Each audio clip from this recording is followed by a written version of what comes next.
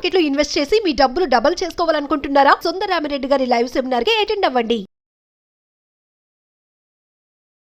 నిజంగానే ఈ wife and హస్బెండ్కి ప్రైవేట్ స్పేస్ అనేది ఉండాలా? ప్రైవసీ ఉండద్దా అనంటే ఉండాలి. ఆ ప్రైవసీ ఎప్పుడూ కూడా నీ బంధాన్ని నా బంధాన్ని తక్కువ చేయకూడదు. ఒక్కసారి తాళి కట్టే ముందు ఆలోచించండి. మీరు కడుతున్నది తాడు కాదు, నమ్మకాన్ని కడుతున్నారు. ఎంత ఆధునికత పెరిగినా కూడా ఇప్పటికీ భార్యాభర్త విడాకులు తీసుకుంటే భర్త చాలా ఈజీగా ఇంకొక పెళ్లి చేసుకుంటారు. భార్య ఇంకొక పెళ్లి చేసుకోవాలంటే భార్య తల్లిదండ్రులు కానీ లేకపోతే చుట్టుపక్కల వాళ్ళు ఏమనుకుంటారని ఆగిపోతుంటారు.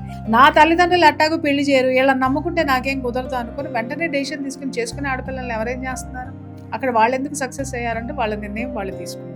ఇక్కడ వీళ్ళెందుకు ఉండిపోతున్నారంటే ఇంకా నా తల్లిదండ్రులు, నా కుటుంబము, నా వాళ్ళు వీళ్ళు ఉన్నారు అని ఆ బోర్డర్ దాటి రాలేనటువంటి ఆడపిల్లలే ఒంటరిగా మిగిలిపోతున్నారు. ఎందుకు మేము పెళ్లి అనే వ్యవస్థ మీద చాలా చులకన భావం వచ్చేసింది. పిల్లలకి వేరే బెడ్రూమ్ ఏర్పాటు చేశామని గొప్పలు చెప్పుకోవడానికి మావాడి బెడ్రూమ్, మా పిల్లల బెడ్రూమ్ అని చెప్పేసి గొప్పగా డిజైన్ చేయించి ఆ ఇంటీరియర్ డిజైన్కి లక్షలు పెట్టి ఇలాంటి వాటితోటి వాడికి ఒంటరితనము, ఆమెకి ఒంటరితనము చిన్నప్పటి నుంచే నేర్పేస్తున్నారు. సో ఇండివిజువాలిటీ సపరేషన్, సో ఇలా సపరేషన్ అనేటటువంటిది పిల్లలకి నేర్పడంతో పెళ్ళి అనేటటువంటిది ఏంటి అని అంటే ఒక మెహందీ ఫంక్షన్, ఒక ప్రీ వెడ్డింగ్ షూట్, హల్దీ తర్వాత హల్దీ ఫంక్షన్, సంగీతం, వాళ్ళ బొంద ఫంక్షన్, వాళ్ళ దిక్కుమాలిన ఫంక్షన్, చివరికి డివోర్స్ ఫంక్షన్. నిజంగానే తల్లులు అండ్ అత్తలు ఇద్దరు చాలా తప్పులు చేస్తున్నారు అండ్ ముఖ్య కారణాలు అయిపోతున్నాయి భార్యాభర్తల డివోర్స్కి అంటున్నారు. అది ఎంతవరకు వాస్తవం? వీళ్ళ అత్తమావులతో ఉండరమ్మా, బంధువులతో ఉండరు, సింగిల్ ఫ్యామిలీగా వచ్చేస్తారు. చివరికి ఎంగేజ్లో ఉన్నప్పుడు అన్నీ బాగుంటాయి, ఎవ్వడక్కర్లేదు. ఓల్డ్ ఏజ్ వచ్చేసరికి భయం వేస్తుంది. ఎప్పుడైతే వీళ్ళు వృద్ధాప్యంలోకి వస్తారో అప్పుడు కూతురో కొడుకో అవసరం ఉన్నప్పుడు, ఆ కూతురికి కొడుకు ఒక అటాచ్మెంట్ ఉన్నప్పుడు ఆ కొడుకుని విడదీసో కూతుర్ని విడదీసి వాళ్ళ కోసం పెట్టుకోవడానికి hello everyone, welcome to game changers with Lasya Reddy. ఈ podcast very very important, especially మహిళలకి. ఎందుకంటే భార్యగాను, కూతురుగాను, తల్లిగాను, వర్క్ చేస్తున్న మహిళగాను ఎక్కడో ఒక చోట ఏదో ఒక ప్రాబ్లం ఫేస్ చేస్తూ ఉంటారు. కానీ దానికి ఎలా రియాక్ట్ అవ్వాలి, దాన్ని రెస్పాన్సిబుల్గా తీసుకున్న ప్రాబ్లమ్ని ఎలా సాల్వ్ చేయాలని తెలియక చాలామంది వాళ్ళలో వాళ్ళు మదన పడుతూ ఏం చేయాలో తెలియని స్థితిలో కొంతమంది ఏజ్ తక్కువ ఉన్న వాళ్ళు సూసైడ్స్ చేసుకోవడం కానీ, కొంతమంది పిల్లలు ఉన్నారని అడ్జస్ట్ అయిపోవడం కానీ లైఫ్ని నరకం చేసుకుంటున్నారు. అటువంటి సిచ్యువేషన్స్ గురించి ఇవాళ పాడ్కాస్ట్లో సొల్యూషన్స్తో వచ్చేసాను. అండ్ ఆ సొల్యూషన్ పేరు పరిచయం అక్కర్లేదు. She none other than family counsellor Priya Chowdary గారు. నమస్కారం అండి. Ma'am, first of all thank you so much ma'am. మీరు మాట్లాడే ప్రతి మాట, ప్రతి సమస్య గురించి చూస్తున్న ఎవరికో ఒకరికి సొల్యూషన్ దొరుకుతుంది. వాళ్ళ లైఫ్ చేంజ్ అయిన సందర్భాలు కూడా మనం చాలా మాట్లాడుకోవాలి. కరెక్ట్ కదా? సో ఎక్కడి నుంచి మొదలెట్టాలి అంటే మహిళ దగ్గర నుంచి మొదలెడితే ప్రతి స్టేజ్లో ఒక ప్రాబ్లం ఉంటుంది అమ్మాయికి. సో ఫస్ట్ ఇప్పుడు ఎక్కువగా జనరేషనల్ చేంజెస్ వచ్చాయి కాబట్టి ఎక్కువగా భార్యాభర్తల మధ్య అనేది చాలా సఖ్యత లేనటువంటి సిచ్యువేషన్స్ ఎదురయ్యాయి. నిజంగానే ఈ వైఫ్ అండ్ హస్బెండ్కి ప్రైవేట్ స్పేస్ అనేది ఉండాలా? ఎందుకంటే భార్య భర్త మొబైల్ చూడాలంటే భయపడిపోతుంది. చూస్తే అసలు నా మొబైల్ ఎందుకు ముట్టుకున్నావు అంటాడు భర్త. భార్య ఏమో ఈయన 10 మంది దగ్గర తిరుగుతూ ఉంటాడు, వర్క్ చేస్తూ ఉంటాడు, ఎక్కడ నా చేయి దాటిపోతాడేమో అని భయము. ఇంకా అసలు దీన్ని సొల్యూషన్ నిజంగానే ప్రైవేట్ స్పేస్, మొబైల్స్, ఎవరి మొబైల్స్ వాళ్ళు పాస్వర్డ్స్ తెలియకుండా ఉండాలా నిజంగా వైఫ్ అండ్ హస్బెండ్? నేనేమంటానంటేనమ్మా, ఇక్కడ ప్రైవసీ ఉండద్దా అనంటే ఉండాలి, ఖచ్చితంగా ఉండాలి. ఎప్పుడు ప్రైవసీ అని నేను అంటాను అనంటే, ఇప్పుడు భర్తకి సంబంధించి బిజినెస్కి సంబంధించినటువంటి ప్రైవసీ పెట్టుకోవడంలో తప్పలేదు. అలాగే భార్య కూడా తన పుట్టింటికి సంబంధించినటువంటివి ఏవైనా, ఎందుకనంటే అన్నీ కూడా భర్త యాక్సెప్ట్ చేయడు, అన్నీ కూడా అత్తింటి వాళ్ళు యాక్సెప్ట్ చేయరు. కొన్ని పెట్టుకోవచ్చు. ఆ ప్రైవసీ ఎప్పుడూ కూడా నీ బంధాన్ని నా బంధాన్ని తక్కువ చేయకూడదు, అనుమానించకూడదు. భార్యాభర్తలు ఎప్పుడు కూడా ఎలాంటి ప్రైవసీ పెట్టుకోవాలంటే వాళ్ళిద్దరూ ఒక మాట అనుకోవాలి. నీ బంధము నా బంధం మధ్య ఎలాంటి పొరపచ్చాలు రాకుండా ఉండేటటువంటి ప్రైవసీ నిజంగా అలౌ చేయొచ్చు. అట్లా కాకుండా ఎక్కడ మా ఆవిడ నా పాస్వర్డ్ చూసేస్తుందో, నా పాస్వర్డ్ తెలుసుకుంటుందో, ఫోన్ చూసేస్తుందో అని బాత్రూంలో కూడా ఫోన్లో పట్టుకెళ్ళే భర్తల్ని గురించి నాకు తెలుసు. అలాగే ఎక్కడ నా హస్బెండ్ ఫోన్ చూస్తాడని చెప్పి ఫోన్ ఎప్పుడు వంట చేసేటప్పుడు కూడా ఫోన్ని చేతిలో పట్టుకొని స్టవ్ దగ్గర ఫోన్ తోటి ఆన్ ఆఫ్ చేసేటటువంటి వైఫల్ స్టోరీలు కూడా చాలా వరకు నాకు తెలుసు. వీళ్ళందరినీ చూసినప్పుడు ఏమనిపిస్తుంది అంటే ఎంత ఇన్సెక్యూర్గా బతుకుతున్నారు వీళ్ళు, ఎంత దొంగలుగా బ్రతుకుతున్నారు వీళ్ళు. ఎప్పుడైనా సరే గుర్తుపెట్టుకోండి అమ్మా, మనం ఓపెన్గా ఉన్నప్పుడు, సిన్సియర్గా ఉన్నప్పుడు ఎవరికి భయపడాల్సిన అవసరం లేదు. డెఫినెట్లీ. అలాగే ఆఫీస్కి సంబంధించినటువంటి కొన్ని కేసులు ఉంటాయి, తెలియాలా అని మీరు అడిగారు. కొన్ని తెలియకూడదు. ఎలాంటివి అనంటే భార్య ఇష్యూస్ ఏం జరుగుతున్నాయో వాటిల్ని ఆమె పుట్టింటి గురించి కానివ్వండి, లేకపోతే ఆవిడికి సంబంధించినటువంటి సిచ్యుయేషన్స్ని అల్లరి చేసేటటువంటి, అంటే ఏ ఇష్యూ లేకపోయినా ప్రతిదాన్ని విమర్శనాత్మకంగా చూసేటటువంటి హస్బెండ్స్ ఉన్నప్పుడు, అలాగే భర్తకి సంబంధించినటువంటివి ఏవైనా సరే దాన్ని విమర్శనాత్మకంగా తీసుకొని అలాగే దాన్ని కాంట్రవర్సీ చేసేటటువంటి భార్యలు ఉన్నప్పుడు ఖచ్చితంగా ఎవరి పాస్వర్డ్ వాళ్ళు పెట్టుకోవాల్సిన కర్మ ఏర్పడుతుంది. అది కూడా ఎదుటి వాళ్ళ వల్లే, అది గమనించండి. కరెక్ట్. మీరు అడిగినటువంటి పాస్వర్డ్ ప్రైవసీలు ఏంటి అని అంటే, నేను లత్తుకోరు పనులు చేస్తే నా పాస్వర్డ్ ఎవరు చూడు. అదే మెయిన్ రీజన్. నా భర్త లత్తుకోరు పనులు చేశాడు అని ఎవరైనా అనుకుంటే వాళ్ళు పాస్వర్డ్ ఓపెన్ చేయరు. సో ఇంత కర్మ పట్టినటువంటి జీవితం పెళ్ళి అంటే ఏంటమ్మా? పెళ్ళి అంటే ఏంటి? ఒక నమ్మకం. నువ్వు ఎక్కడ నమ్మకం లేకుండా ఉన్నప్పుడు నువ్వు తాళి కట్టుకుని ఏం చేస్తున్నావు? కట్టి ఏం చేస్తున్నావు? కట్టించుకుని ఏం చేస్తున్నావు? ఒక్కసారి తాళి కట్టే ముందు ఆలోచించండి. మీరు కడుతున్నది తాడు కాదు, ఒక మూర తాడు కాదు, మీరు కట్టేది నమ్మకాన్ని కడుతున్నారు. అర్థమైందా? అలాగే నువ్వు పట్టుకునేటటువంటి నీ హస్బెండ్కి నువ్వు అందించేటటువంటి చెయ్యి ఏదైతే ఉంటుందో అది నమ్మకం. అలాగే హస్బెండ్ కూడా భార్య మెడలో కట్టేటటువంటిది నమ్మకము. దానికి తాళి అనేటటువంటి పేరుంది. ఆ తాళికి మరో పేరే నమ్మకము, విశ్వాసము. ఒకళ్ళ పట్ల ఒకళ్ళకి నమ్మకం ఉండాలి, ఒకళ్ళ యాటిట్యూడ్ పట్ల ఇంకొకళ్ళకి విశ్వాసం అనేది డెఫినెట్గా ఉంది. ఇప్పుడు పెళ్ళి అనగానే చాలామంది భయపడుతున్నారు, అబ్బాయిలైనా అమ్మాయిలైనా. పెళ్ళి అయిన వాళ్ళు పెళ్ళి వద్దు అని కరాఖండిగా చెప్పేస్తున్నారు. పెళ్ళి చేసుకోవాలన్న ఆలోచన ఉన్న వాళ్ళు కూడా అబ్బా పెళ్ళ, ఇంకా ఇంత రెస్పాన్సిబిలిటీస్, ఇన్ని గొడవలు, ఇట్లా ఎందుకు మేము పెళ్ళి అనే వ్యవస్థ మీద చాలా చులకన భావం వచ్చేసింది అండ్ ఒక డిస్రెస్పెక్ట్ అనేది ఏర్పడిపోయింది. ఒకటి ఇల్లు, రెండు సమాజం. ఫస్ట్ ఇంట్లో ఎప్పుడైనా సరే ఇద్దరు భార్యాభర్తలు ఇద్దరు కూడా పిల్లల్ని ఎలా పెంచాలి అని అంటే కేవలం ఈరోజు కెరీర్ ఓరియంటెడ్గానే పిల్లల్ని పెంచుతున్నారు. వాస్తవం కాదా? అలాగే ఎవరికి వాళ్ళు ప్రైవసీలు కోరుకుంటున్నారు, ఇండివిజువల్ ఫ్యామిలీస్ ఏర్పరచుకుంటున్నారు. అంటే ఇండివిజువల్ ఫ్యామిలీ ఎప్పుడు వెళ్ళిపోయింది? నా విషయంలో నువ్వు జోక్యం చేసుకోవద్దు, నేను ఎక్కడైనా తిరుగుతాను, ఏమైనా తింటాను, మా ఫ్యామిలీ ఏమైనా చేసుకుంటారు, నా కొడుక్కి నా కూతురికి ఏమైనా కొనిస్తాను, ఏమైనా పెడతాను, నువ్వు అడగడానికి నువ్వెవరు? కాబట్టి నాకు ప్రైవసీ కావాలి అని చెప్పేసి ఒక రిలేషన్షిప్ నుంచి బయటికి రావడం, ఒక కుటుంబం అనేటటువంటి ఫ్యామిలీ రిలేషన్షిప్ నుంచి బయటికి రావడం. అలాగని అన్నీ అలా జరుగుతున్నాయంటే ఉద్యోగపరంగానో లేకపోతే ఇంకొక పరంగానో, లేదా వాంటెడ్లీ కొంతమంది సపరేషన్గా విడివిడిగా ఉంటూ అద్భుతంగా కలిసి ఉండే కుటుంబాలు చాలా ఉన్నాయి. ఎందుకు? మీ ప్రైవసీ మీది, మీ దాంట్లో మేము జోక్యం చేసుకోవద్దు, అలాగే మా దాంట్లో మీరు జోక్యం చేసుకోవాలి. కానీ అందరం కలిసి చాలా హ్యాపీగా కష్ట సుఖాలు పంచుకుందాం అని చెప్పుకొని ఒక అండర్స్టాండింగ్ వచ్చినటువంటి ఫ్యామిలీస్ చాలా తక్కువ మంది ఉన్నాయి. అలాగే నా ఫ్యామిలీ నా ఇష్టం, నా సంపాదన నా ఇష్టం, నువ్వు నన్ను మాట్లాడడానికి వీల్లేదు, నేను కొనుక్కున్నది నువ్వు చూడటానికి వీల్లేదు, నువ్వు నాకంటే ఎక్కువ కొనుక్కున్నావు అంటే నేను ఓర్చుకోవడానికి నాకు నేనే ఒప్పుకోను.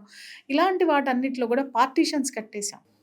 బంధాలకు పార్టీషన్స్ కట్టేసినప్పుడు పిల్లలకి ఏమర్థమవుతుంది? నేను మాత్రమే ఈ లోకంలో ఉన్నా, నాకు మాత్రమే, అంటే నా తల్లి తండ్రి సంపాదించేది మొత్తం నాకే. అలా స్వార్థం అనేటటువంటిది మనం చిన్నప్పటి నుంచి, వాడు పుట్టినప్పటి నుంచి నేర్పేస్తున్నాం. సపరేట్ ఇల్లు తీసుకొని బంధాలని బంధుత్వాలని అన్నిటిని వదిలేసుకొని మనం మాత్రమే ఈ లోకం, మనం మాత్రమే ఉండాలి. పిల్లల ముందే అన్ని మాట్లాడేసుకుంటూ ఉంటాం, మీ అమ్మ ఇట్లా, మీ నాన్న ఇట్లా, మీ బాబాయ్ ఇట్లా, ఇట్లా, వాళ్ళు అట్లా. ఇది చాలా చెత్త టాపిక్ అన్నమాట. అది ఎంత చేటు చేస్తుంది అంటే చివరికి వీళ్ళని తీసుకెళ్ళి ఓల్డ్ ఏజ్లో పడేసిన రోజున అర్థమవుతుంది వీళ్ళకి. అప్పుడు ఏంటి అని అంటే, నేను 6 కోట్లు రాసి ఇచ్చా నా కొడుక్కి, నేను 10 కోట్లు రాసి ఇచ్చా నా కొడుక్కి, నేను 2 కోట్లు ఇచ్చా నా కూతురికి, నన్ను బయట పడేశారు అని అంటే నువ్వు డబ్బు మాత్రమే నీ బిడ్డ దగ్గర మాట్లాడావు, కానీ రిలేషన్షిప్స్ వాల్యూస్ గురించి నీ బిడ్డకి నేర్పలేదు. కరెక్ట్. నీ డబ్బును దాచుకోవడం మాత్రమే నీ కూతురు నిన్ను చూసింది కాబట్టి తర్వాత నీ బిడ్డ అదే డబ్బును దాచుకొని నిన్ను బయటికి పంపించేసింది. ఎందుకంటే నువ్వు నీ అత్తమామల్ని బయటికి పంపించి ఉండుంటావు, నీ తల్లిదండ్రుల్ని నువ్వు గౌరవించి ఉండుంటావు, అది చూస్తూ నీ బిడ్డలు పెరిగారు. ఈరోజు ఎందుకమ్మా ఓల్డ్ ఏజ్ హోమ్స్ ఎక్కువైపోతున్నాయి? కుటుంబాల్లో ఉండడానికి ఎందుకు ఇష్టపడట్లేదు అని అంటే వాళ్ళని ఒక వస్తువుగా చూస్తున్నారు తప్ప వ్యక్తిత్వం ఉన్నటువంటి వ్యక్తులుగా చూడడం లేదు. సో ఈ మెటీరియలిస్టిక్ లైఫ్లో ఉన్నటువంటి పిల్లలందరూ ఏం చేస్తున్నారు అని అంటే, నేను మాత్రమే ఉన్నా. తర్వాత వాడికి ఏంటంటే సపరేట్ బెడ్రూమ్స్ వచ్చేసినాయి. ఇది చాలా డేంజరస్. అందరూ ఒకప్పట్లో మనం ప్రైవసీ కావాలి అని చెప్పి పిల్లల్ని వేరుగా పెట్టే ఫ్యామిలీలు కొన్ని అయితే, పిల్లలకి వేరే బెడ్రూమ్ ఏర్పాటు చేశామని గొప్పలు చెప్పుకోవడానికి మా వాడి బెడ్రూమ్, మా పిల్లల బెడ్రూమ్ అని చెప్పేసి గొప్పగా డిజైన్ చేయించి ఆ ఇంటీరియర్ డిజైన్కి లక్షలు పెట్టి అంటే ఫాల్స్ ప్రెస్టేజెస్ అంటారు వీటన్నిటిని కూడా. False thinking and to separate children from parents అన్నమాట. ఇలాంటి వాటితోటి వాడికి ఒంటరితనము, ఆమెకి ఒంటరితనము చిన్నప్పటి నుంచే నేర్పేస్తున్నారు మీరు. అలాంటి వ్యక్తి సొంతంగా నిర్ణయాలు తీసుకోవడం మీరు చిన్నప్పటి నుంచే నేర్పేస్తున్నారు. వాడికి ఏది ఇష్టమైతే అదే కొనిస్తున్నారు, వాడికి ఏం కావాలంటే అదే ఇస్తున్నారు. అది వాడికి ఎంతవరకు ఉపయోగం అనేది మీరు ఎక్స్ప్లెయిన్ చేసి చెప్పడం లేదు. మీకు ఓర్పు లేదా, ఓపిక లేదా అని అంటే అసలు మీకు పెంచడమే తెలియలేదు అంటాను నేను. టైం లేదు అంటారు, చాలా పెంచడం తెలియదు. దానికి వాళ్ళు చెప్పే సమాధానం టైం లేదు. నీ బిడ్డల్నే పెంచేంత టైం లేకుండా నువ్వు చేసే పని ఎవరి కోసం? సంపాదన ఎవరి కోసం? చివరికి ఎవరినైతే నువ్వు త్యాగం చేసి డబ్బులు సంపాదిస్తున్నావో, ఏ పెంపకాన్నైతే త్యాగం చేసి నువ్వు డబ్బులు సంపాదించి వాళ్ళకి ఇస్తున్నావో, చివరికి వాళ్ళు అది మాత్రమే, దానికి మాత్రమే వాల్యూ ఇచ్చి నిన్ను బయటికి పంపిస్తున్నారు. ఇక్కడ వాల్యూస్ నేర్పని తల్లిదండ్రులది తప్పు. చాలామంది అంటున్నారు బయట సమాజం అంతా ఇలా ఉందని. నీలాగే 10 మంది అనుకుంటున్నారు. నీలాగా అనుకునే 10 మంది ఒక చోట కూర్చొని ఆ సమాజం ఎలా ఉండాలో ఎందుకు ఒక నిర్ణయం తీసుకోరు? ఎవరు వస్తారండి అంటారు. ప్రయత్నం చేసావా? సంవత్సరం పట్టచ్చు, 2 సంవత్సరాలు పట్టచ్చు, 4 సంవత్సరాలు పట్టచ్చు, ఎన్ని సంవత్సరాలైనా పట్టని. కానీ నీ కృషి ఎంతవరకు ఉంది, ఆ కృషిని బట్టే ఫలితం అనేది. So individuality separation. సో ఇలా సపరేషన్ అనేటటువంటిది పిల్లలకి నేర్పడంతో పెళ్ళి అనేటటువంటిది ఏంటి అని అంటే ఒక మెహందీ ఫంక్షన్, ఒక ప్రీ వెడ్డింగ్ షూట్, తర్వాత హల్దీ ఫంక్షన్, సంగీతం, వాళ్ళ బొంద ఫంక్షను, వాళ్ళ దిక్కుమాలిన ఫంక్షను, చివరికి డివోర్స్ ఫంక్షన్. అంతే. ఇది మాత్రమే అర్థమవుతుంది ఏంటంటే పిచ్చి డబ్బులు అంటాను నేను. ఆ పిచ్చి డబ్బుల్ని ఖర్చు పెట్టడం అనేటటువంటిది ఒక సోకు కింద తయారు చేసుకో. మ్యామ్ ఇప్పుడు పెళ్లి కాకుండా అంటే పెళ్లి ఉండదు, వధూవరులు ఉండరు, ఊరికే మ్యారేజ్ ఫంక్షన్ చేసుకుంటున్నారు. చెప్తున్నాను కదమ్మా, పిచ్చి ముదిరిందంటే రోగాలు తలకు చుట్టమన్నారంట వెనకటికి ఎవరో. ఇలా పిచ్చులు ఇలా ఉన్నాయి అంటే ఇంకో మీరు ఇలా చెప్తున్నారు, నేను ఇంకొకటి చెప్తాను. అక్కడ స్టేట్స్లో వాళ్ళు పెళ్లి చేసుకుంటే ఇక్కడ వీళ్ళు భోజనాలు పెడతారు. అర్థమైందా? పిల్లలు వాళ్ళ దగ్గర ఉండరు, ఎక్కడో విదేశాల్లో ఉంటారు. సరే వాళ్ళ ప్రొఫెషన్ ప్రకారం వాళ్ళు వెళ్ళారు. వాళ్ళు అక్కడ పెళ్లి చేసుకుంటే ఇక్కడ వీళ్ళు బంధువుల్ని పిలిచి పెళ్లి భోజనాలు, వధూవరులు ఉండరు, వాళ్ళు స్క్రీన్ మీద కనపడతా ఉంటారు. అక్కడ చక్కగా ఇది పెట్టుకొని కెమెరా ముందు నుంచి హాయ్ బాయ్ అని చెప్తా ఉంటే వీళ్ళు కెమెరా ముందుకు వచ్చి హాయ్ బాయ్ అని చెప్పుకుంటూ వాళ్ళు అక్కడ ఉంటారు. అన్నీ ఏంటి అంటే ఆన్లైన్ అనమాట. తిండి ఒక్కటే, అది కూడా ఆన్లైన్ పెట్టేస్తే ఓ పని అయిపోతుంది. అంటే ఎంత దిక్కుమాలిన తతంగాలకి మన వ్యవస్థ తయారు చేసి ఇవాళ ఏమి లేదండి, ఎవరి మధ్య ఏమి లేదండి, ఇదండి అదండి అని మాట్లాడుతూ ఉంటారు. ఎదుటమ్మ ఎవరైనా కోడల గురించి వచ్చి చెడు చెప్తుందంటే ఇంకా 4 ఎక్కువ ఇంట్రెస్టింగ్గా విని మళ్ళీ ఎక్కువేసి చెప్తారు. అదే ఆమె కోడలు వచ్చిన రోజున, ఈమె కూతురు ఇంకొక ఇంటికి కోడలుగా వెళ్ళిన రోజున అమ్మో నా కూతురు ఇన్ని కష్టాలు పడిపోతుందండి అని చెప్తారు. మరి పక్కింటి కోడల గురించి చెప్పినప్పుడు నువ్వెట్లా ఎంటర్టైన్ చేసావు? వాళ్ళ అత్తగారు రంపాను పెడుతుందండి, చుట్టుపక్కల అందరికీ చెప్పేస్తంటండి అని అన్నావు. నీ దగ్గరకు వచ్చిన ఒక అత్తగారు కోడల గురించి చెప్తున్నప్పుడు నువ్వెందుకు ఖండించలేదు? నువ్వెందుకు సరిదిద్దే ప్రయత్నం చేయలేదు? వాళ్ళ మధ్య బాండింగ్ ఎందుకు ఇవ్వలేదు? నువ్వేదైతే విని ఎంకరేజ్ చేసావో అది నీ కూతురు అత్తగారి దాకా పాకిపోయింది. నీ విష్ ఏదైతే ఉందో ఇక్కడ అది అక్కడ ఫుల్ఫిల్ అవుతుంది. రిసీవ్ చేసుకుంటావా? కాదు. అప్పుడు మాత్రం ఆడపిల్ల, అప్పుడు మాత్రం మా అత్తగారు టార్చర్ పెట్టేస్తుంది, అప్పుడు మాత్రం అత్తగారు తప్పు చేస్తుంది. మరి ఇక్కడ ఇంకొక అత్తగారు నీ దగ్గర తప్పు చేసినప్పుడు నువ్వు కరెక్ట్ చేసావా? సో నిజంగానే తల్లులు అండ్ అత్తలు ఇద్దరు చాలా తప్పులు చేస్తున్నారు అండ్ ముఖ్య కారణాలు అయిపోతున్నాయి భార్యాభర్తల డివోర్స్కి అంటున్నారు. అది ఎంతవరకు వాస్తవం? మీ దగ్గర చాలా మందికి వస్తూ ఉండడం కాదు, ఈ విషయాల మీద కొన్ని 100 ఎపిసోడ్సే చేసి ఉంటాను నేను. ఇవాళ నేను ఇప్పుడు చెప్తున్న విషయాలన్నీ కారణం అదేనమ్మా. ఫ్యామిలీ నుంచి వాళ్ళు దూరం అయిపోతున్నారు కాబట్టి వాళ్ళకి ఫ్యామిలీ వాల్యూ తెలియదు కాబట్టి పిల్లలు కూడా అదే విధంగా పెంచుతున్నారు. చివరికి వీళ్ళకు ఒక ఆసరా కావాలి కాబట్టి పిల్లలు వచ్చి మళ్ళీ వీళ్ళ దగ్గరే ఉండాలి. అందుకని డివోర్స్కి ఎంకరేజ్ చేస్తున్నారు. తెలుసా మీకు? నిజంగా 200% కావాలంటే పోయి మీరు ఏ లీగల్ అడ్వకేట్లనైనా అడగండి, ఏం చెప్తారో వాళ్ళు వినండి. ఎందుకు అనంటే వీళ్ళ అత్తమామలతో ఉండరమ్మా, బంధువులతో ఉండరు, సింగిల్ ఫ్యామిలీగా వచ్చేస్తారు. చివరికి ఎంగేజ్లో ఉన్నప్పుడు అన్నీ బాగుంటాయి, ఎవ్వడక్కర్లేదు. ఓల్డ్ ఏజ్ వచ్చేసరికి భయం వేస్తుంది మనకి. రేపు పొద్దున ఏదన్నా పడితే, మంచం మీద పడితే ఎవరు తీసుకెళ్ళాలి మనల్ని? బంధువులు రారు, వదిలొచ్చేసిన అత్తమామలు లేరు, మరుదులు లేరు, ఆడపడుచులు లేరు, అలాగే మరదళ్ళు లేరు, అలాగే బామ్మర్దులు లేరు, ఎవరూ లేరు. అందరినీ వదిలేసుకుని వచ్చి వయసులో ఉన్నప్పుడు మాత్రం రారాజులాగా నాకంటే తోపెవడం లేదని చెప్పి అని మాట్లాడతారు. ఎప్పుడైతే వీళ్ళు వృద్ధాప్యంలోకి వస్తారో అప్పుడు కూతురో కొడుకో అవసరం ఉన్నప్పుడు, ఆ కూతురికి కొడుక్కి ఒక అటాచ్మెంట్ ఉన్నప్పుడు, ఆ అటాచ్మెంట్లో వాళ్ళు ఉన్నప్పుడు ఆ కొడుకుని విడదీసో కూతుర్ని విడదీసి వాళ్ళ కోసం పెట్టుకోవడానికి ఉయ్ అని మాట్లాడతారు. ఈ ఉయ్ అనే పదం ముందుండదు. అందుకని వీళ్ళు చేసే చేష్టలకి సమాజం కూడా ఊస్తుంది వీళ్ళ ముఖం మీద. అది తెలుసుకోవాల్సినటువంటి అవసరం ప్రతి పేరెంట్స్కి ఉంది. అమ్మాయి పేరెంట్స్ అయినా అబ్బాయిల పేరెంట్స్ అయినా మీరేం చేస్తున్నారు అనేటటువంటి. ఇవాళ భారతదేశం అనేటటువంటి ఒక అస్తిత్వం కుటుంబ వ్యవస్థ అమ్మ. ఇవాళ ఎప్పుడైనా సరే గుర్తుపెట్టుకోండి, కుటుంబం బాగుంటే సమాజం బాగుంటుంది, సమాజం బాగుంటే దేశం బాగుంటుంది. ఈరోజు దేశంలో ఇన్ని అస్థిరతలు ఎందుకు వస్తున్నాయి? ఎవరినెవడు ఎందుకు పట్టించుకోవట్లేదు? ముఖ్యమంత్రి పేరే వాళ్ళు ఎవడే గుర్తుండలేదు అంటే ఎవరు తీసుకొచ్చిన కర్మ? వీళ్ళే, మీ రాజకీయ నాయకులే. అంటే ఒక వసుదైక కుటుంబం మనది, భారతదేశం మొత్తం కూడా. అంటే భారతదేశం మొత్తం ఒకటే కుటుంబం. ఎన్ని జాతులు ఉన్నా, విభిన్న జాతులు, విభిన్న మతాలు, విభిన్న కులాలు ఎన్ని ఉన్నా కూడా ఒకటే కుటుంబము అనేటటువంటి ఒక నినాదంతో ఏర్పడినటువంటి సామ్రాజ్యం మనది. ఆ సామ్రాజ్యాన్ని వాళ్ళ కోకటి వేళ్లతోటి కుటుంబాలను కూల్చేసినటువంటి వ్యక్తులది ఈరోజు. ఎప్పుడైనా సరే వీళ్ళు ఏం చేస్తారంటే, వీళ్ళు తన దాకా వస్తే కానీ తెలియదు అన్నట్టుగా, వీళ్ళు ఒంటరి అయిపోయిన రోజున వీళ్ళకి మనుషులు కావాల్సిన రోజున సమాజం గుర్తొస్తుంది, బంధాలు గుర్తొస్తాయి, బంధుత్వాలు గుర్తొస్తాయి. అప్పుడు నీతులు చెప్తారనమాట వీళ్ళు జనాలకి. అర్థమైందా? అదే వీళ్ళు యవ్వనంలో ఉన్నప్పుడు, వీళ్ళు యంగ్స్టర్స్గా ఉన్నప్పుడు వీళ్ళకి ఎవరు అక్కర్లా. మొగుడు పెళ్ళామే కావాలి, పెళ్ళానికి మొగుడే కావాలి, మొగుడు సంపాదన పెళ్ళానికి మాత్రమే సొంతం, పెళ్ళాం సంపాదన మొగుడికి మాత్రమే సొంతం. వీళ్ళిద్దరూ కలిసి ఎవరికి సొంతం? ఏకాంతానికి సొంతం. చివరికి అది మిగులుతుందన్న భయంతో వృద్ధాప్యం వచ్చేసరికి హాస్పిటల్లో జాయిన్ చేయవాలో, ఏ అర్ధరాత్రి హార్ట్ అటాక్లు వస్తాయో, అర్ధరాత్రి మోసుకుపోయే వాళ్ళు కావాలి, మంచార పడితే చూసేవాళ్ళు కావాలి. కాబట్టి ఇప్పుడు ఒక్కొక్కళ్ళనే కంటున్నారు, అది కొడుకో కూతురో. ఓకే, లేదా ఇద్దరిని కంటారు. ఆ ఇద్దరిలో ఎవరైతే బలహీనులు ఉంటారో, వీళ్ళ మాటలు ఎవరైతే వింటారో వాళ్ళ కాపురాన్ని చెడగొట్టేది, వాళ్ళని తీసుకొని వచ్చి వీళ్ళతో కూర్చోబెట్టేది. వాళ్ళకి మళ్ళీ పెళ్ళిళ్ళు ఉండవు, మళ్ళీ పెటాకులు ఉండవు, మళ్ళీ ఏముండవు. వాళ్ళు అలాగే ఉండాలి, సంపాదించాలి, వీళ్ళకి పెట్టాలి.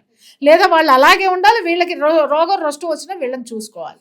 ఇలాంటి దరిద్రమైనటువంటి చర్యలు, దరిద్రమైనటువంటి సాంప్రదాయం ఇవాళ భారతదేశపు కుటుంబ వ్యవస్థలో నడుస్తుందని చెప్పడానికి సిగ్గుపడాలి మనం. సో ఎంత ఆధునికత పెరిగినా కూడా ఇప్పటికీ భార్యాభర్త విడాకులు తీసుకుంటే భర్త చాలా ఈజీగా ఇంకొక పెళ్లి చేసుకుంటారు.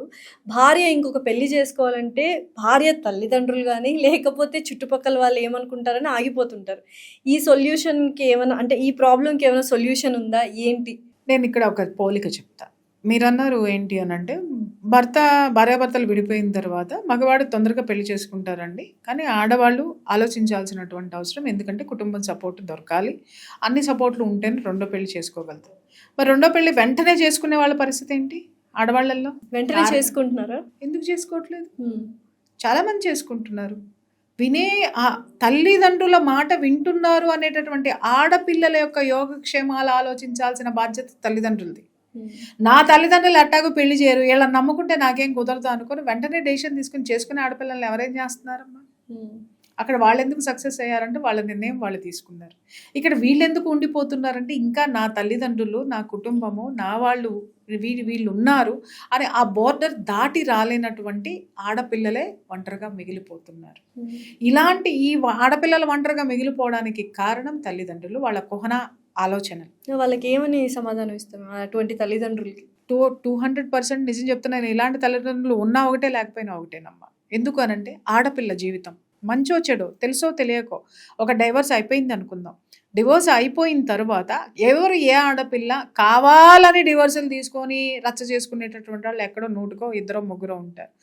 ఏదో ఒక దీంతోటే విడిపోవటం అనేది జరుగుతుంది. ఎవరు కాపురాలని రోడ్డు మీదకి వేసుకోవాలని చూడరు. కనీసం కన్న తల్లిదండ్రులైనా పిల్లల్ని అర్థం చేసుకోకపోతే ఎవరు అర్థం చేసుకుంటారు? ఆ నలుగురు ఏమనుకుంటారు? ఆ నలుగురు ఎవరు? ఆ నలుగురు రేపొద్దున మీరు చచ్చిపోయిన తర్వాత ఆ నలుగురు నీ కూతురికి తిండి పెడతారా? ఆ నలుగురు కోసం కన్నావా నీ కూతుర్ని? నీ కోసం నువ్వు కన్నావా? నీ బిడ్డకి న్యాయం చేయలేనటువంటి దానివి లేదా వాడివి నువ్వు రేపొద్దున ఆ నలుగురికి నీకేమి న్యాయం చేస్తారో ఆ నలుగురు నీకి నువ్వేం న్యాయం చేస్తున్నావు? ఎవరా నలుగురు?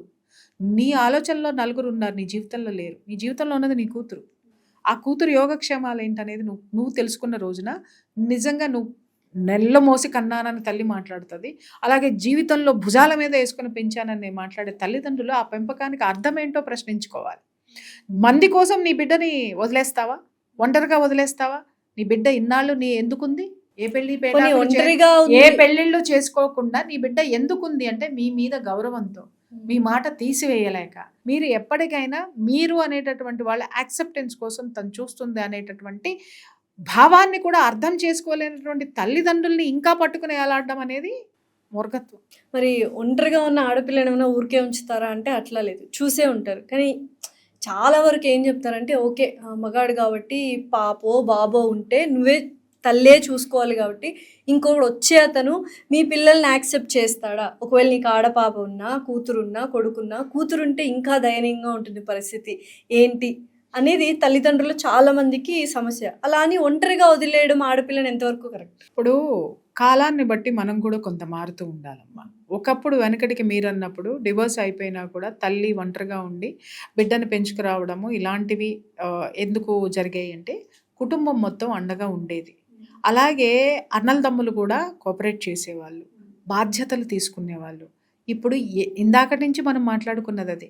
ఏ కుటుంబంలో బంధుత్వాలు ఉన్నాయమ్మా? బంధుత్వాలు ఉన్నాయా అసలు? మీరు పోయిన తర్వాత నీ బిడ్డ పరిస్థితి ఏంటి? ఇప్పుడు ఆ పిల్లకి ఆడపిల్ల ఉందనుకుందాం, నీ కూతురికి ఇప్పుడు మాట్లాడేటువంటి తల్లిదండ్రులకి ఆడపిల్ల ఉంది, డివోర్స్ అయింది, ఆమెకు ఒక ఆడపిల్ల ఉంది. ఆ ఆడపిల్ల రేపు పొద్దున 20 ఏళ్ళు వచ్చిన తర్వాత పెళ్లి చేసుకుని వెళ్ళిపోతుంది. ఈ అమ్మాయి పరిస్థితి ఏంటి? ఇప్పుడు మీరుండరు అప్పటి వరకు. ఒకవేళ మీరు ఉన్నారే అనుకుందాం, ఆ తర్వాత ఇంకొక 10 సంవత్సరాలు ఉంటారు, ఆ తర్వాత మీరు పోతారు. అటు పిల్ల ఇంట్లో ఉండదు, ఇటు మీరు ఉండరు. అప్పటికి ఆమెకు ఒక 60 ఏళ్ళు వచ్చేసినాయి అనుకుందాం, లేదా 50+ అయింది అనుకుందాం. అప్పుడు ఆవిడకి తోడెవరు? ఓల్డేజ్ హోమ్లో పిచ్చెక్కిపోతుంది. ఒక బంధం లేకుండా ఇంతాళ్ళు ఒంటరిగా బతికి ఈ బాధ్యతలు పూర్తి చేసి మళ్ళీ ఓల్డేజ్ హోమ్లో మళ్ళీ ఒంటరిగా బతుకుతూ ముసలి కబుర్లు చెప్పుకోవాలంటే, నేను ఇక్కడ ఎవరిని అగౌరవపరచట్లేదండి, వాస్తవాలు చెప్తున్నాను. అలాంటి ఆలోచనలో ఉంటే డిప్రెషన్ వచ్చేస్తుంది తెలుసా మీకు? ఎందుకో తెలుసా అమ్మ? ఇవాళ ఓల్డేజ్ హోమ్లు పెరుగుతున్నాయి. ఇది చాలా ప్రమాదకరం. అందరూ కావాలని పిల్లలతో పడలేక ఓల్డేజ్ హోమ్లకు వెళ్తున్నారు. నేను ఇక్కడ సైకలాజికల్ ఎనర్జీ ఎక్స్చేంజ్ మెథడ్ ఒకటి చెప్తాను. కుటుంబం అన్న తర్వాత ఉమ్మడి కుటుంబం అన్నప్పుడు పెద్దవాళ్ళు ఉంటారు, గ్రాండ్ పేరెంట్స్ ఉంటారు, వాళ్ళ వయసు 70-80 ఉంటుంది. అలాగే వాళ్ళ తర్వాత వాళ్ళ పిల్లల జనరేషన్ ఉంటుంది, వాళ్ళకు ఒక 50 నుంచి 60 ఉంటాయి. ఆ తర్వాత వాళ్ళ పిల్లల జనరేషన్ ఉంటుంది, వాళ్ళకి 25 నుంచి 30 ఉంటాయి. ఆ తర్వాత వాళ్ళ పిల్లల జనరేషన్ ఉంటుంది, ఎంత ఉంటుంది? ఒక 10 సంవత్సరాలు, 5-6 సంవత్సరాలు. ఇక్కడ ఎన్ని ఎనర్జీస్ ఉన్నాయి? 70-80 ఏళ్ళ వాళ్ళకి వాళ్ళలో ఒక జోష్ ఎవరు నింపుతారు? అని అంటే చిన్న పిల్లలు నింపుతారు. వాళ్ళ ఆట పాట చూసి వాళ్ళు అరే నేను ఇంకా బ్రతకాలి, వాళ్ళు కూడా చిన్నపిల్లల్లాగా ఆడుకుంటారు, వాళ్ళలో వాళ్ళకి మమేకం అయిపోతారు, మనవరాళ్లతోటి పెనవేసుకుని పోతారు. అలాగే ఈ 50 ఏళ్ల వయసులో ఉన్నటువంటి వాడు వ్యాపారంలోనూ లేకపోతే అనారోగ్యంతో కుంటుపడినప్పుడు, మూలపడినప్పుడు వాడికి ఎనర్జీ ఎక్కడి నుంచి వస్తుందంటే ఈ 60-70 ఏళ్ళ వాళ్ళ నుంచి వస్తుంది. Because they are his or her parents. వాళ్ళు ధైర్యం చెప్తారు, అరే ఏముందిరా లెగుస్తావు నువ్వు, అరే వ్యాపారంలో పోయిందా ఏం కాదు, అది అమ్మేసేద్దాం, ఇది అమ్మేసేద్దాం, తీసేసేద్దాం, లేదు ఆ ఆస్తులు ఏమీ లేదు, నువ్వేంట్రా ఇంత కష్టపడి పైకి వచ్చావు, మనం లేమా, మేము ఉండమా అని ఒక ధైర్యం చెప్పి వాళ్ళ ఎక్స్పీరియన్స్లు చెప్పి, అరే పలానా వాడు ఇట్టాగా అన్నీ పోగొట్టుకున్నాడు, 10 ఏళ్ళు కష్టపడ్డాడు, తర్వాత ఉవ్వెత్తున ఎగిశాడు అని అతనికి ఒక ఎంకరేజ్మెంట్, మోటివేషన్ చేస్తూ ఉంటారు. ఇతను ఎక్కడి నుంచి ఎనర్జీ తీసుకున్నాడు? దీని నుంచి. ఇప్పుడు ఈ 25-30 ఇయర్స్ ఏజ్కి వద్దాం. వీళ్ళల్లో సపరేషన్స్ వచ్చినా, భార్యాభర్తలు విడిపోయేటటువంటి ఇష్యూస్ వచ్చినా, లేదా వాళ్ళు ఇంకా ఏదైనా సిచ్యుయేషన్స్ ఫేస్ చేస్తున్నప్పుడు వీళ్ళకి పేరెంట్స్ ఎవరైతే 50s 60s మధ్యలో ఉన్నారో వీళ్ళకి ఏం చెప్తారు అని అంటే, జీవితంలో మేనేజ్మెంట్ ఎలా చేసుకోవాలి, బంధాలను ఎలా నిలబెట్టుకోవాలి. ఈ 70-80 సంవత్సరాలు ఉన్న వాళ్ళు ఏం చెప్తారు అని అంటే, వాళ్ళకి మేము ఇంత జీవితాన్ని చూసొచ్చాము, ఇది జీవితము, ఇలా పోతే పలానా వాళ్ళు ఇలా తయారయ్యారు, ఇలా పోతే ఇలా ఉన్నారు, జీవితాన్ని చక్కదిద్దుకోవాలి. ఎందుకంటే 50-60 ఇయర్స్ ఉన్న వాళ్ళు కోప్పడి చెప్తారు, వీళ్ళు బ్రతిమిలాడి చెప్తారు. 2 ఎనర్జీస్ దే విల్ గెట్. అది కుటుంబం. ఇప్పుడు ఎక్కడుంది మ్యామ్? అన్ని న్యూక్లియర్ ఫ్యామిలీస్ అయిపోయాయి ఇక. అందుకే డిప్రెషన్లు, షుగర్లు, బీపీలు, అరవడాలు, కరవడాలు. ఎందుకంటే ఒకప్పుడు ఇంట్లో ఎవరికైనా కోపం ఉంది అంటే పెద్దవాళ్ళు వెంటనే వచ్చేసేవాళ్ళు. ఎందుకురా అరుస్తున్నావు, మేము ఉన్నాంగా, మేము చూసుకుంటాం అనగానే అతను ఒక 10 నిమిషాలు 15 నిమిషాలు ఇది చేసి పెద్దవాళ్ళు ఉన్నారు అని చెప్పేసి పక్కకి వెళ్ళిపోయేవాడు. ఆ తర్వాత వీళ్ళు చెప్పేవాళ్ళు, నువ్వు కోపం అంతా తగ్గించుకోవాలి, నువ్వు ఇష్టం వచ్చినట్టు మాట్లాడడానికి వీల్లేదు. అలాగే వ్యసన పరులు ఉండేవాళ్ళు. వ్యసన పరులు ఉన్నప్పుడు కూడా వాడికి ఎలా చెప్పాలో, ఎలా కౌన్సిలింగ్ ఇవ్వాలో అలా కౌన్సిలింగ్ ఇచ్చేవాళ్ళు. సో ఇన్ని ఒక కుటుంబం అంటే అదేదో అత్త, మామ, తాత, బాబాయ్, ముసలా ముతక కాదమ్మా. ఒక ఎనర్జీ, ఒక ఎక్స్పీరియన్స్, ఒక ఫ్రెండ్షిప్. వీళ్ళల్లో ఉన్న ఫ్రెండ్షిప్ ఎవరిలో ఉంది చెప్పు? ఇప్పుడు 25 ఏళ్ళాడు వచ్చి 60-70 ఏళ్ళ వాళ్ళతోటి ఫ్రెండ్షిప్ చేయలేరు. అలాగే 50-60 ఏళ్ళ వాళ్ళు వచ్చి 25 ఏళ్ళ వాళ్ళతో ఫ్రెండ్షిప్ చేయలేరు. ఈ 5-6 ఏళ్ళ వయసు ఉన్న వాళ్ళు 70-80 వాళ్ళతోటి మింగిల్ అవ్వలేరు. 60-70 ఏళ్ళు ఉన్న వాళ్ళు 5-6 సంవత్సరాల పిల్లలతోటి 10 సంవత్సరాల పిల్లలతోటి మింగిల్ కాలేరు. బట్ వీళ్ళందరూ కలిసి ఒక ఫ్రెండ్షిప్గా ఏర్పడేది ఎక్కడ అంటే కుటుంబంలో మాత్రమే, ఉమ్మడి కుటుంబంలో మాత్రమే. ఎందుకు ఒకప్పుడు మన యొక్క వ్యవస్థ అంత అద్భుతంగా మింగిల్ అయిందంటే కారణం ఇన్ని ఎనర్జీస్ అన్ని ఒక చోట ఎనర్జీ షేరింగ్ జరిగింది.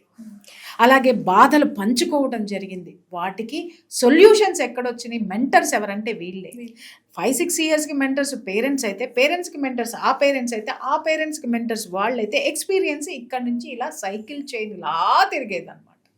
సో ఎక్కడో మెంటర్స్ లేరు, ఎక్కడో మోటివేషనల్ స్పీకర్స్ లేరు, ఎక్కడో సైకాలజిస్ట్ లేరు, అందరు కుటుంబంలోనే ఉండేవాళ్ళు. తల్లికి తెలియనటువంటివన్నీ కూడా గ్రాండ్ మదర్ చూసేది. గ్రాండ్ మదర్కి ఒక 4 గ్రాండ్ మదర్ చూసేది. అంటే ఇంట్లోనే చిట్కా వైద్యాలతోటి పిల్లల ఆరోగ్యాన్ని బాగు చేసేవాళ్ళు. డాక్టర్లు కూడా ఇంట్లోనే ఉండేవాళ్ళు. ఇప్పుడు అందరూ బయట ఉన్నారు. ఇద్దరు కొట్లాడుకుంటే మాలాంటి వాళ్ళ దగ్గరకు వస్తున్నారు. చిన్న పిల్లలకి ఒక చిన్న కడుపుబ్బరం వచ్చింది అని అంటే ఏమున్నది? ఒకప్పుడు పాలిచ్చే తల్లికి ఏం తినాలి అనేటటువంటిది పచ్చం అద్భుతంగా పెద్దవాళ్ళు చెప్పేవాళ్ళు. ఎందుకంటే తల్లి ఏం తింటే అది బిడ్డలో కనిపించేస్తుంది, అది పాల ద్వారా వచ్చేస్తుంది. అది కంట్రోల్ ఉండేది అక్కడ, తిండి దగ్గర కంట్రోల్. ఇప్పుడు ఎందుకమ్మా కిటకిటలాడుతున్నాయి హాస్పిటల్స్ అన్ని అంటే కంట్రోల్ లేదు. మాటకి కంట్రోల్ లేదు, నాలుగుకి కూడా కంట్రోల్ లేదు. సో ఈ రెండిటి వల్లే ఇవాళ మన జీవితాలు రోడ్డు మీద పడినాయి. సో ఇక్కడ ఇంకోటి, divorced daughter is better than A dead daughter. కానీ ఇది ఇంకా ఇండియాలో ఆ పేరెంట్స్కి అర్థం కావట్లేదు మేము. వాళ్ళ గురించి, ఎస్పెషల్లీ తల్లుల గురించి ఏదైనా ఒక strong message about their divorced daughters అంటే ఏమి ఇస్తారు మీరు? గట్టిగా ఇవ్వాలి. నిజంగా నీ బిడ్డను నువ్వు ప్రేమించినట్లయితే ఈ మాట మాట్లాడవు. నీ ప్రేమ ఎంత ఉందో నీ బిడ్డ యొక్క అపజయాన్ని కూడా నువ్వు స్వీకరించి విజయం వైపు నడిపించేటటువంటి తత్వం నీలో ఉన్నప్పుడే నువ్వు తల్లివి. అలాగే నీ బిడ్డ పడిపోతే లేపి, నడిచేటప్పుడు పడిపోతే లేపి నడకను ఎలా ప్రోత్సహించావో జీవితంలో కూడా తను ఎక్కడో ఒక చోట తప్పటడుగులేసినా, లేకపోతే తను ఇది అయినా కూడా మళ్ళీ ఆమెను లేపి మళ్ళీ నడిపించాల్సినటువంటి బాధ్యత ఈ పేరెంట్స్దే. మీరు అన్నారు ఒక మాట, divorce daughter better than dead daughter better than divorce daughter అని. వీళ్ళైతే తల్లిదండ్రులు కాదమ్మా. వీళ్ళు ఒక సినిమాలో ఒక డైలాగ్ ఉంది, కృష్ణం వందే జగద్గురులో అమ్మాయి నయనతార ఒక మాట మాట్లాడుతుంది. ఈ దుర్మార్గులు దుష్టులు ఎలా పుట్టుకొస్తారు అని అంటే, భార్యాభర్తలు సంసారం చేస్తే ప్రేమతో నేను పుట్టాను అనుకునేవాడు మనిషి అవుతాడు, మా అమ్మా నాన్న పడుకుంటే నేను పుట్టాను అనుకున్నవాడు కామాంధుడు అవుతాడు, దరిద్రుడు అవుతాడు అని. మరి వీళ్ళు ఎలా పుట్టారు అనేది మనం ఆలోచించాలి. బిడ్డని భారంగా భావించేటటువంటి వాళ్ళు, వీళ్ళు ప్రేమతోటి బిడ్డను కన్నారా లేకపోతే కామంతో బిడ్డను కన్నారా, వాళ్ళది వాళ్ళు ప్రశ్నించుకోవాలి. సో ఇండిపెండెంట్ ఉమెన్, ప్రస్తుతం వర్కింగ్ విమెన్ చాలా సిచ్యుయేషన్స్ ఫేస్ చేస్తూ ఉంటారు. సో వాటి నుంచి ఎటువంటి సొల్యూషన్స్ మనం తీసుకోవాలి అంటే, అక్కడ ఎదిరించేసేయాలా? ఇప్పుడు ఖచ్చితంగా ఒక మహిళ వర్క్ చేస్తుందంటే ఫినాన్షియల్ స్టేటస్ కోసమో, ఫినాన్షియల్గా వాళ్ళ ఫ్యామిలీకి సపోర్ట్ చేయాలని. సో అలాంటప్పుడు ఒక బాస్ కానీ లేకపోతే తోటి ఎంప్లాయ్ కానీ రాంగ్గా మిస్బిహేవ్ చేస్తే ఎదిరించే ధైర్యం లేక జాబ్ పోతుందేమో అనే భయంతో చాలామంది కామ్గా ఉండిపోతుంటారు. అలాంటి వాళ్ళకి what do you want to tell them? స్వతంత్రంగా తన కాళ్ళ మీద తాను నిలబడేటటువంటి ప్రతి మహిళ, ప్రతి యువతి ఫస్ట్ నేర్చుకోవాల్సిన 2 అక్షరాల పదం ఒకటి ఉంటుంది, నో. నో అనేటటువంటి పదాన్ని నేర్చుకుని అప్పుడు మీరు జీవితంలోకి అడుగుపెట్టండి. ఎందుకంటే ఎప్పుడైతే ఒక మహిళ మీరన్నట్టు అక్కడ ఉన్నటువంటి సిచ్యుయేషన్స్ని ఎలా తట్టుకోవాలి అనే కంటే ఏ సిచ్యుయేషన్ అయినా నేను తట్టుకోగలను అని first step in to that. అంతేగాని లోపలికి వచ్చిన తర్వాత మీరన్నట్టు హెరాస్మెంటో, కమిట్మెంట్సో, ఇంకోటో ఫేస్ చేస్తున్నప్పుడు సే నో. ఎప్పుడు ఉమెన్ నో చెప్తుందో తెలుసా? తన మీద తనకి విశ్వాసం ఉన్నప్పుడు, తన నాలెడ్జ్ మీద తనకి గ్రిప్ ఉన్నప్పుడు, తన నాలెడ్జ్ ఎంత ఉందో తనకు పూర్తిగా తెలిసిన రోజున షీ విల్ సే నో. ఎందుకంటే ఈ ఆఫీస్ కాకపోతే ఇంకొక ఆఫీస్ ఉందమ్మా, ఇంకొక ఆఫీస్ కాకపోతే ఇంకొక ఆఫీస్ ఉంది. ఈ దునియాలో ఆడది లొంగిపోయి బ్రతికే ఎంత నీచమైన స్థితి ఎక్కడా లేదు, అంటిల్ అన్లెస్ తన బలహీనురాలైతే తప్ప. నువ్వు ఏ విషయంలో బలహీనంగా ఉన్నావు? డబ్బు విషయంలో బలహీనంగా ఉన్నావా, లేకపోతే నువ్వు బయటికి వెళ్ళి బ్రతకలేననేటటువంటి భయం బలహీనతలో ఉన్నావా? ఈ రెండిట్లో ఏ బలహీనతలో ఉన్నావో నువ్వు నిర్ణయించుకో. నీకు నాలెడ్జ్ లేదు, ఇక్కడ లొంగిపోయి కళ్ళు మూసుకొని కూర్చున్నాను, సరే వాడేవో అడిగింది ఏదో తీర్చేస్తాను పర్వాలేదు అనుకున్నప్పుడు నీకు నువ్వు చచ్చిపోయినావు ఆ నిమిషం. అంతే, మనస్సాక్షి ఒకటి. రెండవది, నేను బయటికి వెళ్ళినా కూడా నేను బ్రతకలేను, నాకు నాలెడ్జ్ లేదు అనుకున్నప్పుడు నువ్వు లొంగిపోయి బ్రతుకుతావు.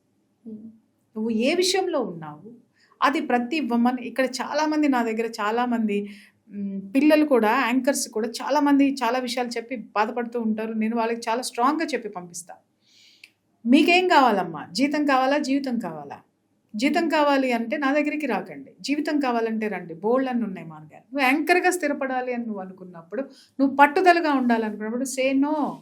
నువ్వు నీలో టాలెంట్ ఉండి నువ్వు తప్ప ఆ ఇంటర్వ్యూ ఎవరు సక్రమంగా చేయలేరు అనుకున్నప్పుడు ఎదురు వచ్చి ఖచ్చితంగా ఛానల్ నిన్నే పెట్టుకుంటుంది.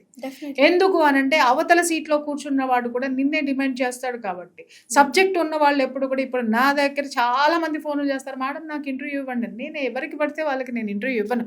ఇక్కడ నేను ఎవరిని అవమానించాలని కాదు, నా సబ్జెక్ట్ నేను చెప్పాలంటే ఎదుటి వాళ్ళు అర్థం చేసుకొని నన్ను అడిగేటటువంటి ఆ స్థాయి ఉన్న వాళ్ళకి మాత్రమే నేను ఇంటర్వ్యూస్ ఇస్తాను. లేదు అనంటే ప్రతి ఒక్క ఛానల్లో కూర్చొని రోజు ఒక 100 ఎపిసోడ్లు నేను ఇవ్వగలను. అంత సబ్జెక్టు నా దగ్గర ఉంది, అంత కెపాసిటీ నా దగ్గర ఉంది. బట్ ఎవరికి పడితే వాళ్ళకి నేను ఇంటర్వ్యూస్ ఇవ్వను, ఎవరిని పడితే వాళ్ళని నేను ఎంటర్టైన్ చేయను. బికాస్ సబ్జెక్ట్ ఉన్న వాళ్ళు నాకు కావాలి. ఆ వాళ్ళు ఉన్నప్పుడు మాత్రమే నేను ఇవ్వడం అనేది జరుగుతుంది. 1, 2 అంటారా, వాళ్ళు రిక్వెస్ట్ చేస్తూ ఉంటారు, అది తీసి పక్కన పెడితే. బట్ రెగ్యులర్గా ఇది ఉండదు. సో యాంకర్గా నువ్వు ఉన్నప్పుడు ఫస్ట్ నీలో నాలెడ్జ్ ఉందా లేదా? నాలెడ్జ్ ఉందలే, నాలెడ్జ్కి తగ్గట్టు యాంకర్గా నీ అపియరెన్స్ మార్చుకో. చాలా మంది ఇంకా పిల్లలు ఏమంటారు, మేడం యాంకరింగ్లో ఉంటే ఇవన్నీ చేయాలా, హెయిర్ కట్ చేసుకోవాలా, లిప్స్టిక్ వేసుకోవాలా, ఇది వేసుకోవాలి, మేకప్ వేసుకోవాలా, లిప్స్టిక్ వేసుకోవాలి. ఎందుకంటే అది నీకు అక్కర్లేదు, కెమెరాకి అవసరం. అలాగే ఎప్పుడైనా సరే కెమెరాలో కనిపించేటప్పుడు, ఇప్పుడు మీరన్నారు నేను పుట్టి పెరిగిందే ప్రెస్ మీడియాలో, నా ప్రొఫెషన్. ఓకే, ఇక్కడ 94 నుంచి స్టార్ట్ అయింది, 95 నుంచి స్టార్ట్ అయింది నా లైఫ్. అంటే కరెక్ట్గా 30 years. ఓకే, నేను ఎప్పుడు స్క్రీన్ మీదకి రాలా. నేను స్టార్ట్ చేసిందే శాటిలైట్ ఛానల్స్లో నా జర్నీ స్టార్ట్ అయింది. తర్వాత నేను ప్రింట్ మీడియాలో కూడా నేను వర్క్ చేశాను, మ్యాగజైన్స్కి చేశాను, వాటికి అన్నిటికీ చేశాను. ఎప్పుడూ నేను కెమెరా ముందుకి రాలేదు. కారణం ఏంటి అంటే, కెమెరా ముందుకు వెళ్తే మేకప్ వేసుకోవాలి, ఆ మేకప్ ఎవరో వేస్తారు, హెయిర్ స్టైల్స్ వేసుకోవాలి, ఇవన్నీ చేయాలి, ఇవన్నీ చేసి కెమెరా ముందు కూర్చోవాలి, వద్దు అనేసి నేను క్రైమ్ ఇన్వెస్టిగేషన్ అనేసి అంటే నేను సేవ్ అయితే చేయాలి, నేను ఒక ఇదైతే ఎరా క్రియేట్ చేయాలి. అది ఆన్ కెమెరా ఎందుకు, ఆఫ్ కెమెరా బోల్డ్ అండ్ సంచలనాలు నేను క్రియేట్ చేసిన. కానీ తర్వాత ఏమైంది, నా ప్రొఫెషన్కి నేను రిటైర్డ్ అయిపోదామని డిసైడ్ అయిపోయినా. నేను ఇంకా చాలా పరుగులు పెట్టాను, వద్దు. ఇప్పుడు వచ్చిన జర్నలిజం చూస్తే మాకే కుండలు దడొచ్చేస్తుంది. బాబు ఇది ఈ జర్నలిజంలో మేము ఉండలేము అని బయటకు వచ్చేసిన తర్వాత నథింగ్ బట్ జర్నలిజం. ఎవడైనా సరే మాట్లాడండి, నేను డామ్ ఛాలెంజ్ చేస్తా. అలాగని సంస్థ నడపడానికి డబ్బులు అవసరం, డబ్బులు కావాలి, కానీ డబ్బే ఛానల్ కాదు. ఈ జర్నలిస్టులను చూస్తుంటే మాకు భయం వేసేసి దండం పెట్టేసి పక్కకి తప్పుకున్నాం. మేము పక్కకి తప్పుకున్న తర్వాత ఇదిగో మన వాసుగాళ్ళు అంటే వాళ్ళు ఎమ్మడబడతారు అనమాట. అమ్మా నీ ఎక్స్పీరియన్స్ నువ్వు చెప్తావో సస్తావా, ఇప్పుడు ఎన్నిసార్లు పారిపోతే ఎన్నిసార్లు పట్టుకుని వచ్చి కూర్చోబెట్టున్నాడు. ఓకే, చెప్తావా అన్నప్పుడు మొదట్లో వితౌట్ మేకప్ కూర్చున్నా. నేను చూసుకుంటేనే భయం వేసింది. నాకు చూడబుద్ధి కాలేదు. అప్పుడు నాకు ఆలోచించిన తర్వాత it's really public wants something. ఎట్లాగే ఏంటి అని అంటే చూసిన తర్వాత నాకే బాగాలేదు అని చెప్పేసి నాకు నేనే కొంచెం మేక్ ఓవర్ చేసుకొని ఆ స్క్రీన్ మీదకి వచ్చిన తర్వాత బాగుంది, నేను కూడా బాగుంటాను అన్నట్టుగా నాకు నేనే చూసుకునే ఒక ముచ్చటగా చూసుకునే ఇది వచ్చింది. తర్వాత ఆటోమేటిక్గా వీడియోస్ అనేటటువంటి సర్క్యులేట్ అవుతూ ఉన్నాయి. ఎందుకు అంటే అమ్మా, ఇది ఒక మనిషి ఎప్పుడైనా సరే చూడగానే ఒక అట్రాక్షన్ అనేటటువంటిది ప్రతి మనిషి కోరుకుంటాడు. అంతవరకు ఇవ్వడంలో తప్పులేదు. కానీ ఇప్పుడు కొంతమంది యాంకరింగ్లు చూస్తున్న వాళ్ళ డ్రెస్ సెన్స్ కానీ, వాళ్ళ ఇది కానీ, వాళ్ళు ఎదురుగుండా కూర్చునే గెస్ట్ని బట్టి కూడా నీ మేకప్ ఉండాలి. ఇది ఎంతమందికి తెలుసు? నువ్వు చేసే ఇంటర్వ్యూని బట్టి నీ డ్రెస్ సెన్స్ ఉండాలి. ఇది ఎంతవరకు తెలుసు? ఎవరికి తెలుసు? అందరికీ తెలిసింది ఏంటంటే, ఈ రోజు నాకు ఇది నచ్చింది కాబట్టి నేను ఇంత ఎక్స్పోజ్ చేస్తూ కూర్చుంటే అందరు చూస్తారు కాబట్టి అనే దాంట్లో కూడా కొంతమంది ఉన్నారు. వాళ్ళని చూస్తే నిజంగా నాకు నవ్వు వస్తుంది.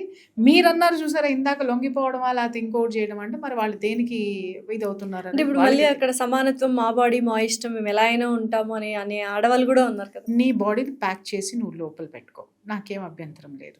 నీ బాడీని ఓపెన్ చేసి నువ్వు ఇంట్లో తిరుగు, నాకు అభ్యంతరం లేదు. నీ బాయ్ ఫ్రెండ్ల ముందు తిరుగు, నాకు అభ్యంతరం లేదు. నువ్వు అడిగిన వాడికి అడగని వాడికి చూపించుకో, నాకు అభ్యంతరం లేదు. కానీ నాకు కనపడద్దే.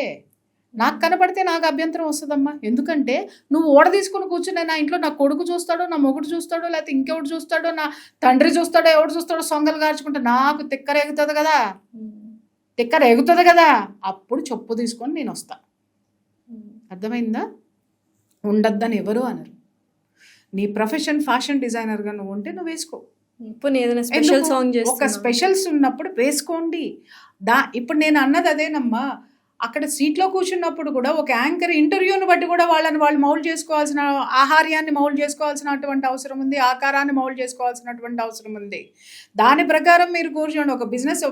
ఒక పెద్ద బిజినెస్ మ్యాగ్నెట్ని మీరు ఇంటర్వ్యూ చేస్తున్నారు అని అంటే మీరు పట్టు చీర కట్టుకురండి, కానీ దానికి తగినటువంటి ఇది ఉంటుంది. ఇప్పుడు కానీ ఆ ఒక ఫారినర్ని మీరు ఇంటర్వ్యూ చేస్తున్నారు అనుకోండి, లేకపోతే ఒక హయ్యర్ దీన్ని ఇంటర్వ్యూ చేస్తున్నారు అనుకోండి, ఒక ప్రొఫెషనల్గా మీరు రావాల్సినటువంటి భాషా వేషం వేరే ఉంటాయి.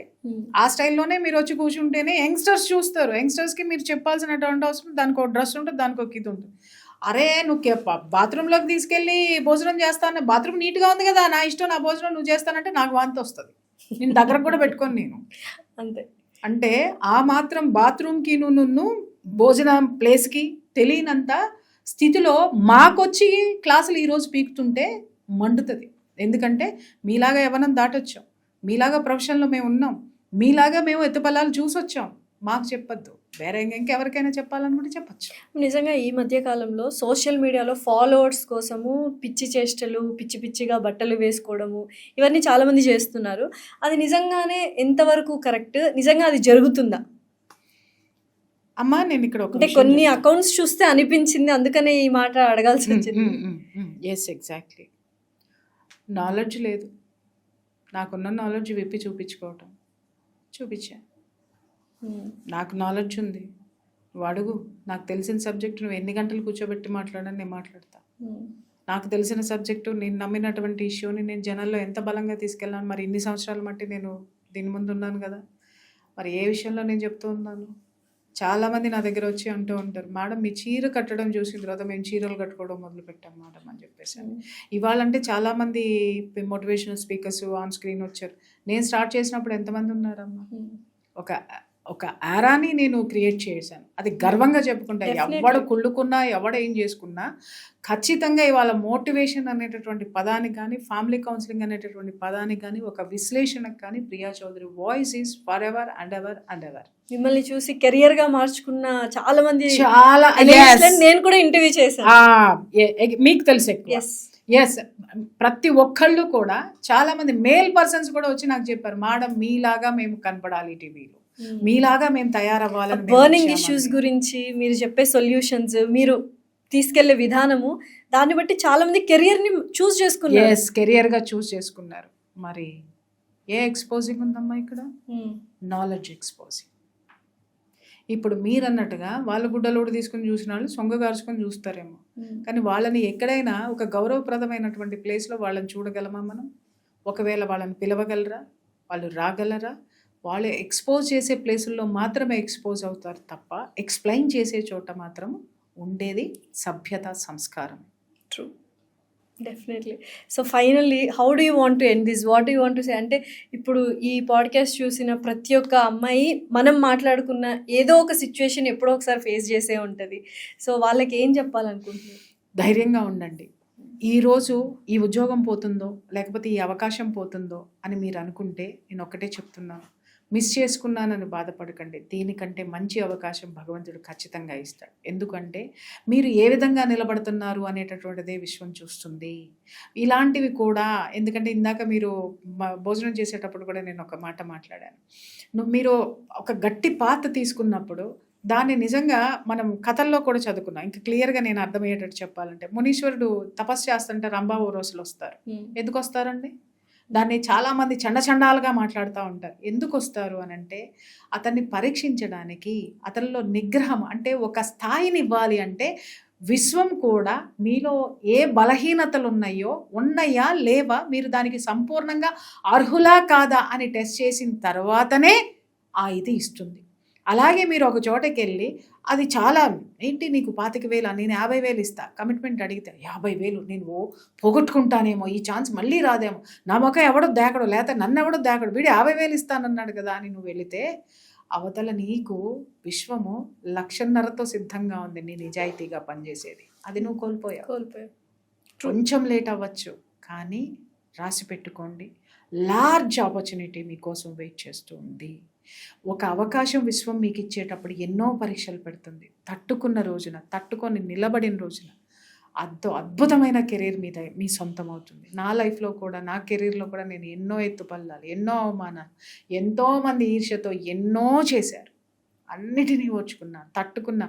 ఏడ్చిన క్షణాలు లేవా అంటే గుండె పగిలి ఏడ్చిన క్షణాలు చాలా ఉన్నాయి. కానీ ఆ కన్నీళ్లు తుడుచుకున్న తర్వాత బయటికి వచ్చిన లావా ఏదైతే ఉందో, ఉబికిందో, అది జనాలందరికీ వాళ్ళ ఒక బాట అయింది. ఫైర్.